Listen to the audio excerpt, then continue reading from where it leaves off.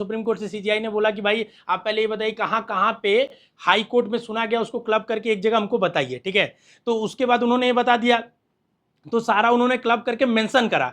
फिर जब उन्होंने हियरिंग चालू की तो मोस्ट इंपॉर्टेंट चीज मैं आपको बताने जा रहा हूं, ठीक है ना। उन्होंने इतने सारे पेटिशनर्स थे कि उन्होंने ये बोला, देखिए जैसे एक थे वो गुजरात स्टूडेंट जो अपोज कर रहे हैं उनके साथ थे, एक मेघालय, एक वकील थे जो मेघालय के रिप्रेजेंट कर रहे थे, ठीक है ना। तो सीजीआई बोले कि देखिए we can't hear all counsel, एकदम स्टेटमेंट में बता रहा हूं, we will hear broadly representatives. मतलब आप 25-30 लोग हैं, सबको कैसे सुनेंगे, उतना समय नहीं है कोर्ट के पास। उनका एक मतलब ये निकल रहा है, ठीक है। तो उन्होंने बोला कि आप लोग जो एक तरह की बात कर रहे हैं क्लब कर लीजिए और अपने रिप्रेजेंटेटिव से बात करिए, ठीक है ना। मतलब जो आप में से कोई एक बच्चा, आप में से कोई एक जो भी जितने वकील्स हैं जिनका एक तरह का मुद्दा है, उनमें से कोई एक डिसाइड कर ले कि ये आदमी हमारी सारी बात को डिस्कस करेगा, ठीक है ना।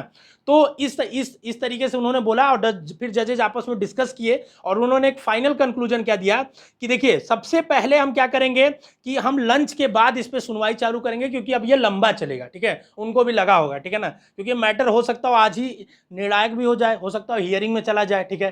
तो उन्होंने बोला कि इसको अच्छे से सुनेंगे, इसलिए लंच के बाद अभी मिलते हैं, ठीक है, क्योंकि लंच भी हो गया आपका, ठीक है ना। और लंच के बाद आपका पेटिशनर, सबसे पहले ध्यान सुनिएगा, ठीक है ना, उनको सुनेंगे, मेन पेटिशनर्स को, मतलब जितने भी पेटिशनर्स, जितने वकील हैं उनमें से मेन को सुनेंगे। और सबसे पहले आपको री नीट पे जो बात करेगा उस पे हम लोग बात करेंगे, जो री नीट के बारे में बात करेगा, ठीक है।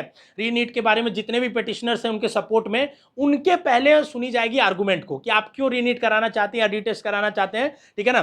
क्योंकि वो पूरा चैलेंज कर रहे हैं पूरे टेस्ट सिस्टम को, ठीक है ना। और उनके हिसाब से they said entire test stand vitiated said first we will hear them, ठीक है ना। तो पहले उनको हियर किया जाएगा, ठीक है। उसके बाद वो एनटीए के वकील को और गवर्नमेंट जो भी मतलब काउंसिल है उनके वकील को सुनेंगे, ठीक है। तो ये मामला हुआ है, ठीक है ना। अमित आनंद तिवारी जी जो एक फेमस एडवोकेट है एजुकेशनल मैटर के रिलेटेड, ठीक है ना। तो वो जो है उन्होंने फाइल किया, filed by candidate from a centre in Meghalaya who complain that they are not given full time for exam. तो इन्होंने भी भैया किया कि मेघालय में हमको पूरा समय नहीं मिला था, उसके बारे में अब मुझे भी री एग्जाम का मौका भी नहीं मिला और मुझे टाइम भी नहीं मिला।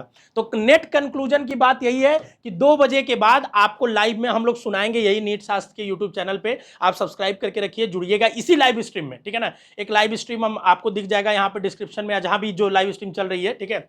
और इसी लाइव स्ट्रीम में लंच के बाद हम आपको बताएंगे, ठीक है ना। और सभी जितने भी पेटिशनर्स हैं उनमें से जो रिप्रेजेंटेटिव होगा, मतलब जो सीनियर मोस्ट वकील होगा, मोस्टली वही हमको लगता है आर्गुमेंट करेगा, ठीक है। और सबसे अच्छी बात है कि सबसे पहले उनको रखने का मौका दिया गया अपनी बात को, वो लोग जो मतलब रीटेस्ट कराना चाहते हैं, रीनीट कराना चाहते हैं। उसके बाद अलग अलग तरह के लोगों से, जैसे एनटीए क्या चाहती है, ठीक है ना, गवर्नमेंट क्या अपोज कर रही है एनटीए, उसके उनके लोगों को सुना जाएगा, ठीक है। तो अब देखिए क्या मामला होता है। हम लोग नीट शास्त्र पे लगातार लाइव जुड़े हुए हैं पूरे मामले को लेके, और एक एक चीज आपको समझा रहे हैं और बता रहे हैं। तो आप जुड़े रहिए नीट शास्त्र पे। और अभी तक ये कंक्लूजन है, लंच के बाद आपकी मिलेंगे, ठीक है ना, लंच के बाद आपकी बात होगी, 2 बजे लंच खत्म होगा, ठीक है ना। तो हम लाइव 2 बजे फिर आपसे जुड़े रहेंगे नीट शास्त्र।